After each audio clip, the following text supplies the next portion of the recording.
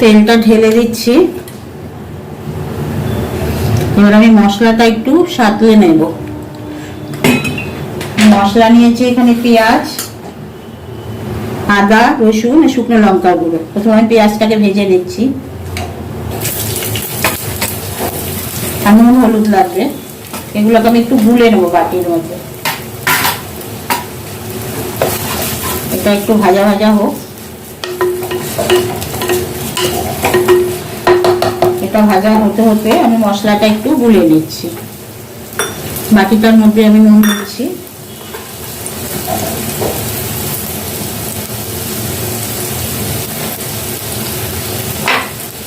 হলুদ নিচ্ছি,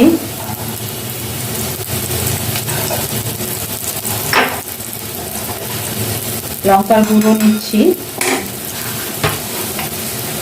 রসুন নিচ্ছি, আদা নিচ্ছি। এবার আমি একটু জল দিয়ে এটাকে গুলে নিচ্ছি।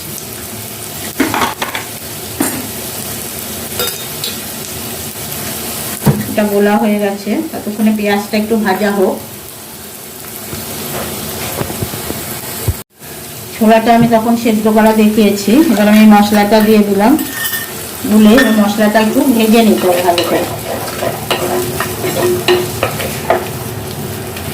এটা একটু সময় লাগবে, 5-6 মিনিটের মতন।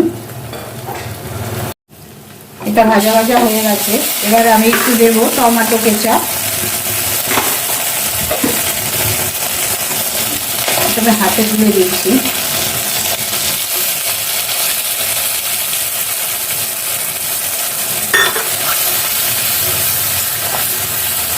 এটাকে বেশি সাতলাবো না। এরপর দিয়ে দিচ্ছি কারি পাতা। এটা যেহেতু সাউথ ইন্ডিয়ান চানা,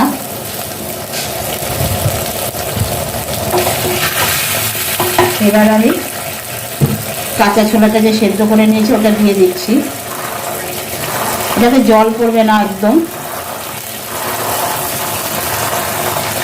এটা একটু শুকনো শুকনো হবে।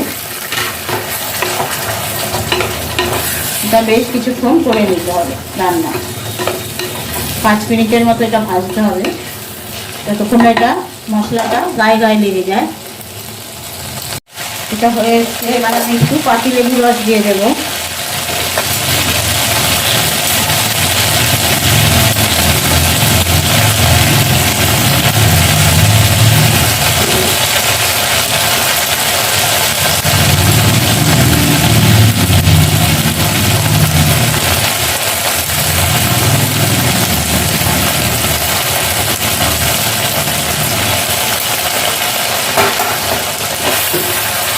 তৈরি হয়ে গেল সাউথ ইন্ডিয়ান চানা।